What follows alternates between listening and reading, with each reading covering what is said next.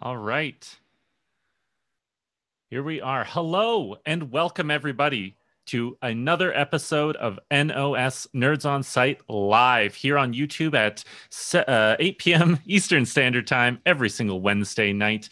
You may have missed me last week. I was out sick. Thankfully, I'm back. I know. Hold the tears. Like, we're all good. I know it was a terrible loss, but we are back on track. Though everyone last week I know had a great time. So with that being said, I am going to jump right into the show here. I just want to mention right off the cuff that this show is sponsored, in fact, by DNS Thingy, who will be discussing a little bit later in the show. And next, I would like to introduce my fantastic panel of guests here. We have, I believe everybody here has been on the show before, so you'll see mostly these familiar smiling faces. And so to start off with, Elyse, how would you like to say hello to the audience? Hello, and good evening for most of you. My name is Elyse, of course. I'm happy to be here again and back in beautiful British Columbia on the west coast of Canada. Wonderful, wonderful. We're so happy you could join us again. And once again, another recurring guest, we have Leanne. Say hello to the wonderful audience. Hello, wonderful audience. My name is Leanne, and like Elyse, I am very happy to be able to be part of the panel again this evening, and I hope everybody enjoys the show. Oh, I'm sure they will. With the panel and the discussion we've got going on today, it would be hard-pressed not to. Next up, we have a returning face. John, say hello to the audience. There we go. I've successfully unmuted myself. Hey, everybody. I'm John, co-founder. Happy to be here. John, co-founder, king of the mute button. And last but not least, we have our good friend, familiar face and all, David. Say hello. Hey, Will and everybody. It's so good to have you back, Will. I was just saying in the preamble that we are pretty sure that Will missed a week on purpose. He just wanted to show us how much we would miss him if he wasn't here. Well, you succeeded, Will. We're so glad to have you back. Glad to be back. Glad to be back. All right. So with that, now that we've all seen everybody and we've all said hello, we're going to jump into our absolute fan favorite segment of the show, which is Are You Smarter Than a Nerd in Fifth Grade? The explanation of the contest is as follows. I'm going to read out a question to you, the audience. You, the audience, sign into your YouTube account to be able to type in the chat. The first one who is able to type the correct answer to the question that I read out, I'll read it out a couple of times just to make sure that everybody gets it, will be the one to win a prize. Now, a couple of details here. Make sure if you don't have a YouTube account that you just go and you link your Gmail account or you just sign up for a YouTube account. It only takes about 30 seconds, and then you too could be the winner of this fantastic prize, which we'll discuss a little later on in the show. So with that being said, I'm going to read out the question here. Pay close attention. The first person to answer is the winner of the prize. And this is sort of a two-part question, so we need both parts as part of the answer. So keep that in mind. So, who is the youngest self-made billionaire in history? And at what age did this person become a billionaire? And so one more time. Who is the youngest self-made billionaire in history? And at what age did this person become a billionaire? So if you know the answer to that question, make sure you type it in the chat as quick as you can. And we look forward to checking your answers out a little later on in the show. Now, next up, this one is my absolute favorite thing, just because I learned so much. You know, that's the best part about being on this show is I get to learn so much from my amazing panelists here. And we've got our tip of the week coming to us from David in transit. So David, reporter on the road, bring your tip to us. Yeah, I'm breaking all the rules around broadcasting, aren't I, Will? I probably made you cringe. First, you see that I'm not stationary, and secondly, you see that I'm obviously not on an internet connection. But here we are. At least I'm using, plain old voice connection to make sure the voice doesn't break up. So, tip of the week. I actually discovered by accident, and after this tip, you'll probably hear another tip from John that might be equally powerful. We'll see. It's the following. If you have AirPods and you enjoy them as much as I do, but you sometimes have two devices, what you really would love is, say, for example, your left ear AirPod to be connected to your computer and your right ear AirPod to be connected to your phone. That way you can multitask, or at least pretend to multitask. You could participate, for example, in a Zoom session like this with your left ear while you're talking to your beautiful wife on the right ear, right? And you can mute one or the other depending on who's more pleasant to speak to at the moment. So there's any number of use cases of how you might want to split your brain. But if brain split, wow, that was a true Freudian slip, I think. If brain splitting is your thing, the AirPods might just help you do that. So you can do that with the AirPods because they're individual Bluetooth devices. You just have to trick them into which host to connect them to. So here's the trick.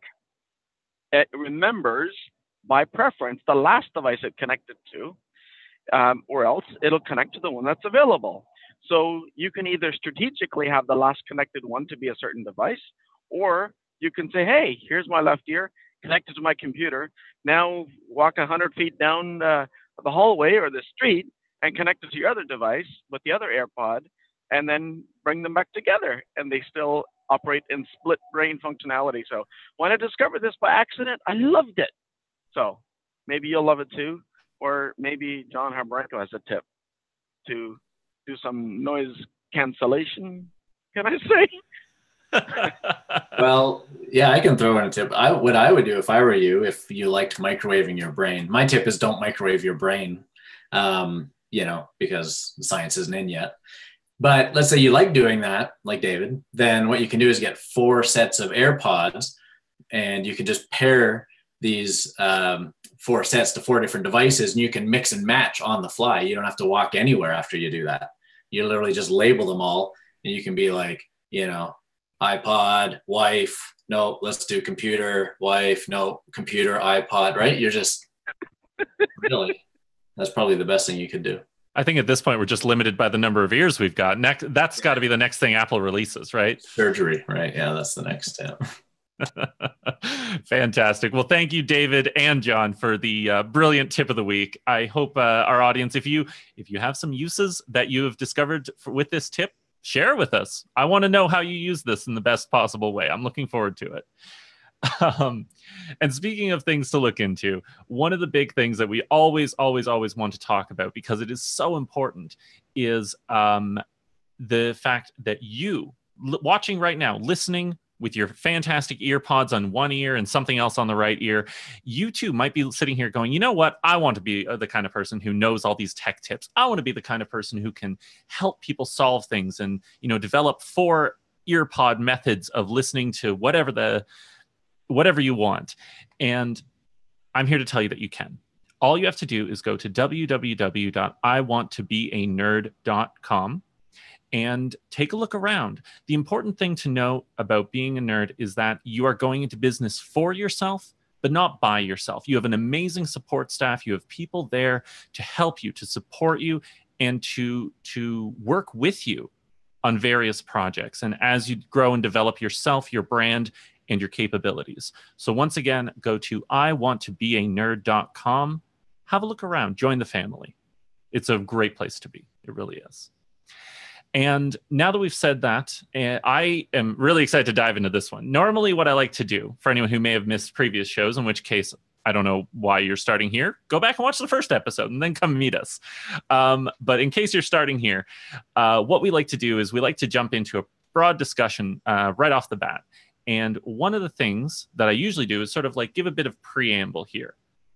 But in this case, this week, I'm going to surprise my panelists a little bit. All I'm going to do is I'm going to read out just the headline that I want them to discuss. And then I want them to just dive right in. Whoever has something to say is going to go right into it. I don't want to set any expectations. I want people to just go right off the dome with this stuff. So here's my question for you, panelists. Have smartphones destroyed a generation? No. Go on. No, because I think when I look back at my younger years, and I know it wasn't, maybe my kids think it's 100 years ago, but it wasn't that long ago. I just think that iPhones today are just a part of or an extension of kids' their own life space. So I think that it's just part of their day to day. I think that there's a lot of fear mongering around that. And I think a lot of pushback that I hear from friends and other people that I get into this discussion is, there's a lot about, cyberbullying and, the misuse of phones. I think that's a different discussion. I think that's more of an internet discussion and the pros and cons of the internet. But I think, the iPhones or, phones in general today are not, I'm not worried about, leaving this world to the generation that lives on their phone.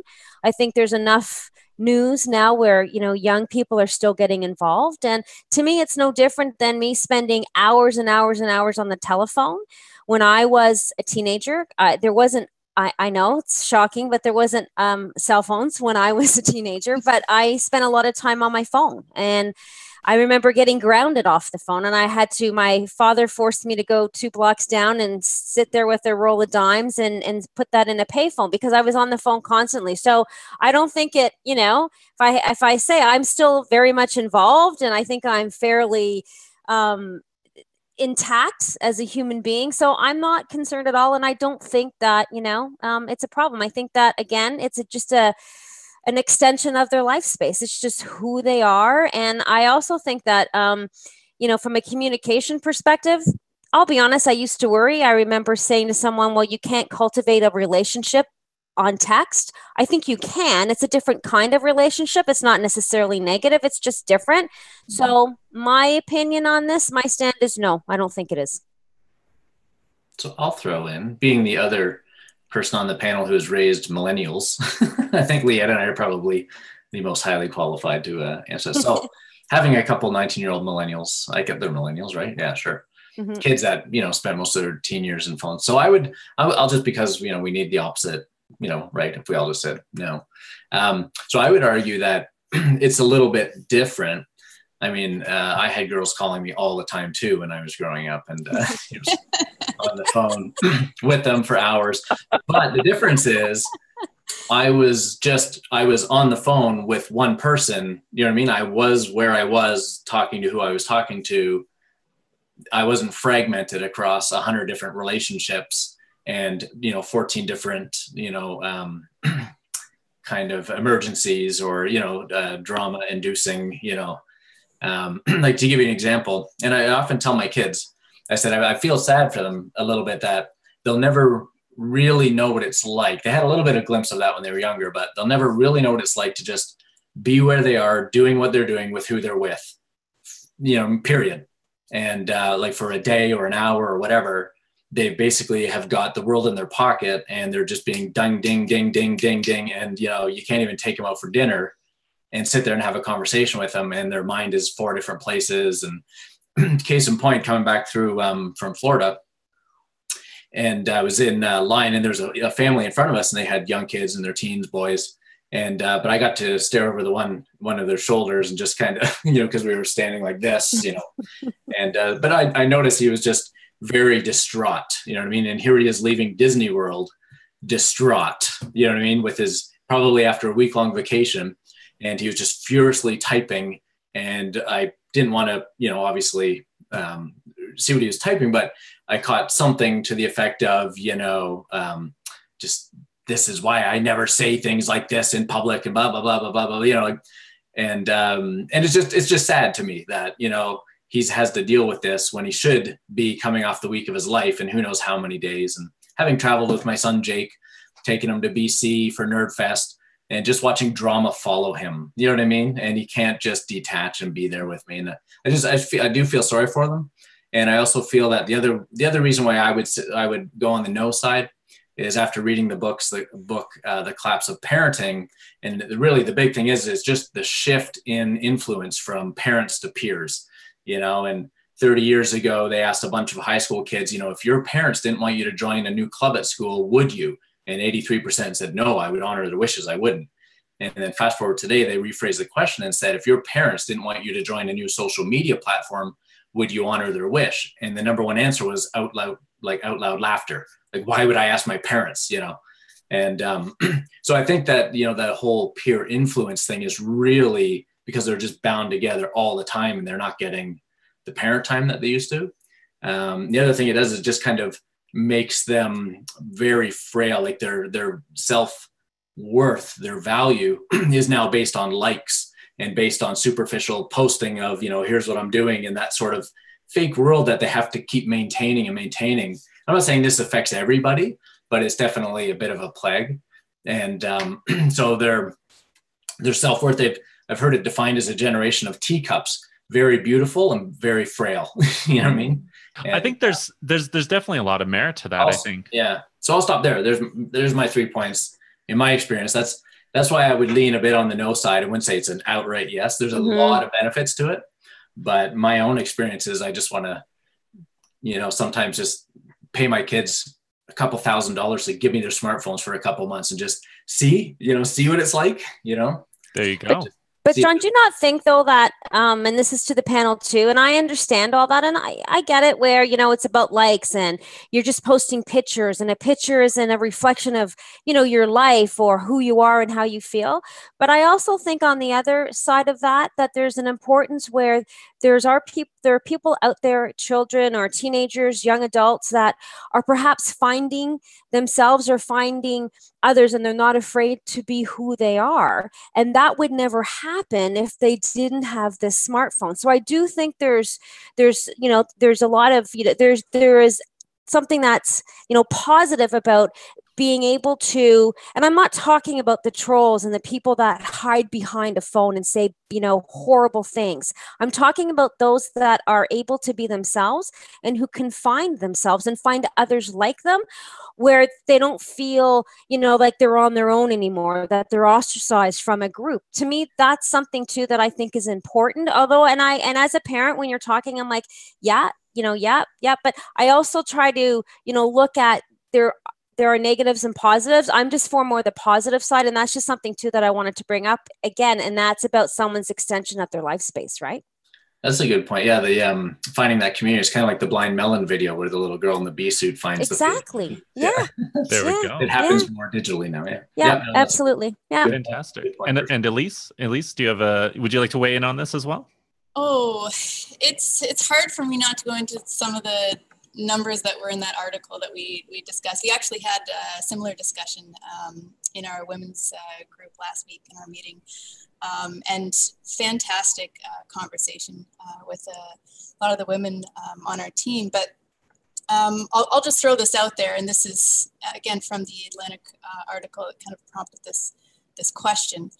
There has been data that's shown correlation but not causation between when the iPhone was released in 2007 and the decline of peers in high school not hanging out with their friends, and the decrease of the number of people in grade 12 or of age driving, and the increase of things like loneliness, being sleep deprived, and depression. So not proving a causation, but there was mention of correlation there. And it was interesting in our discussion, we talked a lot in previous classes about, you can kind of make numbers say anything you want depending on where it's coming from.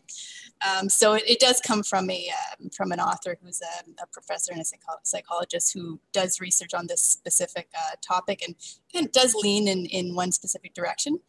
But it is something interesting to note. So I did want to bring that up because I did find that quite interesting and throw that up there to anyone who might have any opinions on that.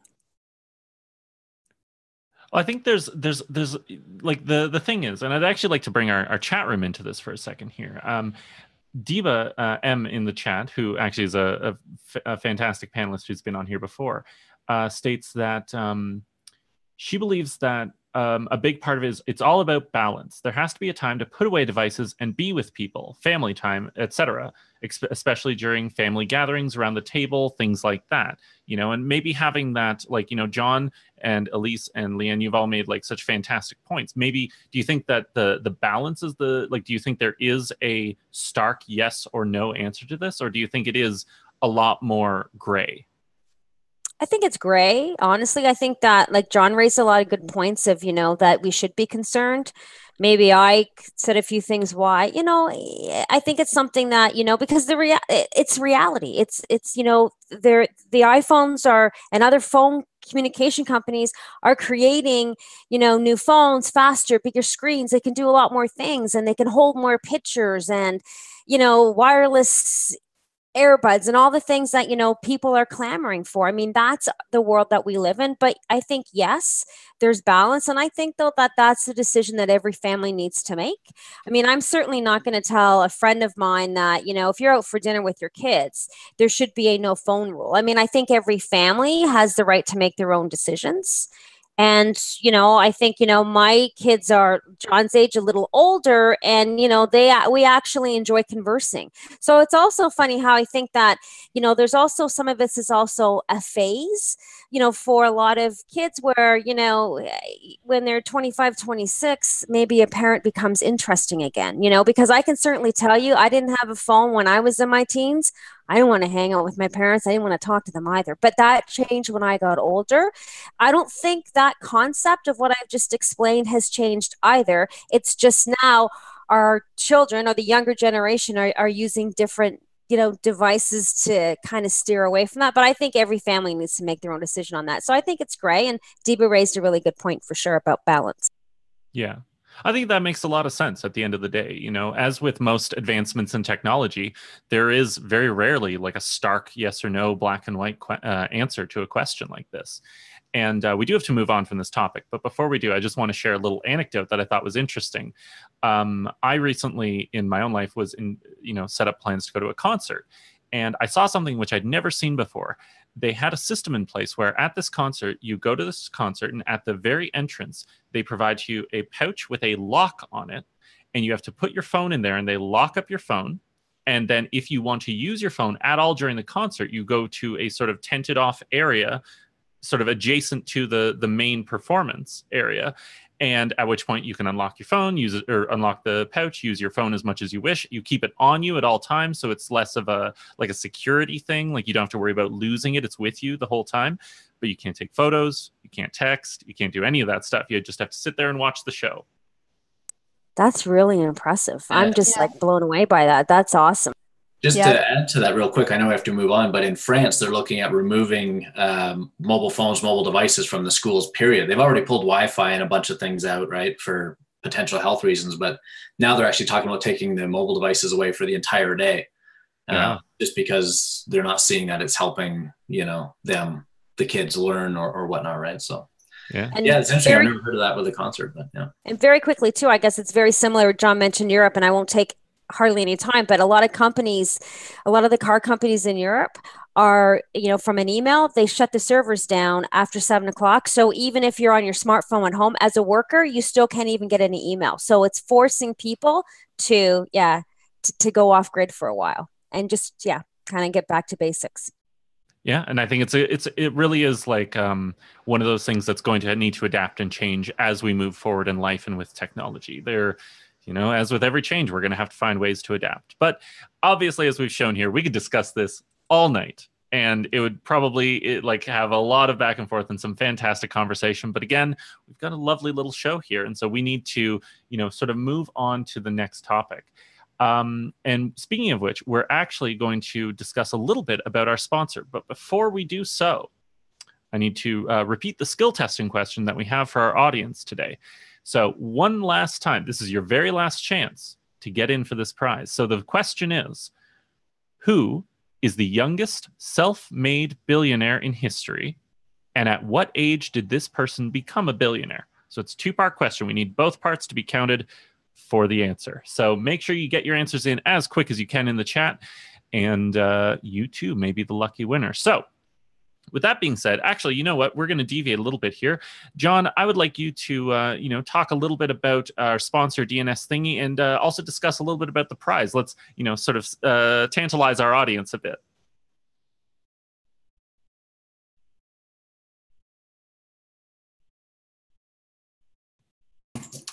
There we go. Sounds good. Sorry, I am trying to screen share and unmute at the same time. Can you see my screen? We can, yes. Yes, it's a lovely Asus RT-N66U router, which comes preloaded with the DNS thingy firmware. So it's not just your average everyday router. It has superpowers built right into it that you can do all kinds of amazing things.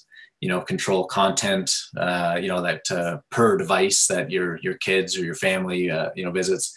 In businesses, you can, I know a lot of businesses use it to lock down what are called whitelists. So block everything on the internet except what employees are actually allowed to do on the internet. So it's got a lot of other really kind of advanced security features as well. Don't talk to strangers and all kinds of things. So that's, I don't know what else you want me to say about it, but this can be yours if you can figure out the skill testing question faster than anyone else. There you go. What a fantastic, and really in terms of, I mean, you can, for anyone in our audience who's paying attention, you can see like right on the dollar value alone, this is a great prize you want to be getting. So make sure you get your answers in. Now, we do have just a couple of extra minutes. So what we're going to do while we wait for the last couple of people to sort of, pour in with their questions there is because we, had such a fantastic discussion about the phones and the schools and whatnot. I want to sort of put one last little thought out there for my panelists just to see how you guys feel about this related to what John said about the schools and also, about what Elyse touched on earlier, which is, it's kind of interesting how, in addition to all this communication, sort of the complications that arise from that, there are also a lot of complications in terms of knowledge. Like, when's the last time you sat in a restaurant or a bar and tried to remember a celebrity's name and not just instantly gone to Google and looked it up? Nobody needs to know anything anymore because we all have these fantastic devices to just look at. And I suspect anyways, that's probably why, this removal from school, or removal of phones from schools has, already sort of begun to occur. What do you guys think about that? Is that a good thing, bad thing, somewhere in the middle? Yeah, that's I have to say that I'm guilty of that, unfortunately. I do think that removal from of the phones from schools may be related slightly to that. I mean, I'd be curious as to what kind of other electronics or digital tools that are being used. But yeah, the ability to just look something up as quickly as you can, and the famous Google all-knowing Google providing the information that you need at a moment's notice. It's a double-edged sword, I tell you, especially when you're remote and with no connection and you find yourself a little bit lost. That can always be troubling. So I do find that it's it lends itself to like a memory lapse. Look at myself even. Yeah, that was the best way to clarify that point. Really that was intentional, wasn't it? Yeah. Does that work? Really Is that called a Freudian slip too? There we go. Fantastic. That for anyone who's catching the broadcast, that was David. We had a little bit of a connection problem there, but he's back sort of with us. You won't be able to see him, but you can still hear his wonderful voice. John, Leanne, David, do you want to weigh in on the thought? I would love to. I think that there's always an element of truth to any firm stance like that, right? But I look at it from an optimist's perspective. We have more potential today than any time in history, and I think the lack of necessity of memorizing sheer facts and figures and numbers allows us a brain capacity. I mean, even Einstein, or as my German family would call him, Einstein, he even made a good point of saying, why would I memorize my phone number if I can look it up? So the simple data that we can retrieve with technology, we should not occupy brain space for. Instead, make way for learning algorithms, learning ideas, coming up with new concepts or learning concepts that are in the whole space of artificial intelligence is just so vast already and so fascinating that it actually allows the next generation to learn the human knowledge from a concept perspective better than any time in history. So that's my optimist's take. Yeah, good point. That's amazing, and I think the optimist's take is the one that I think we'll leave on a good note here, because I really love the optimist perspective on this sort of discussion, because technology can be a scary thing, and so when we get to see a little bit of a shining light at the end of the tunnel, it's a nice way to look at it. So with that being said, it looks as though we may have erred a little bit on the side of difficulty with our question. So far, nobody has managed to answer our question correctly today, which means that tune in next week. That may be the time to win that prize. We won't make it easier on you, but we'll give you some more time to think about it. Yeah, I think the good news is that everyone is sitting there thinking about it. No one actually thought to Google it because there's probably not any. Either that or they're just being too honest. I would have Googled it for sure. I have my guess, but I would have Googled it. They're trying to adhere to the basis of the discussion after all. All right. So with that being said, I just want to say thank you so much for tuning into this fantastic show.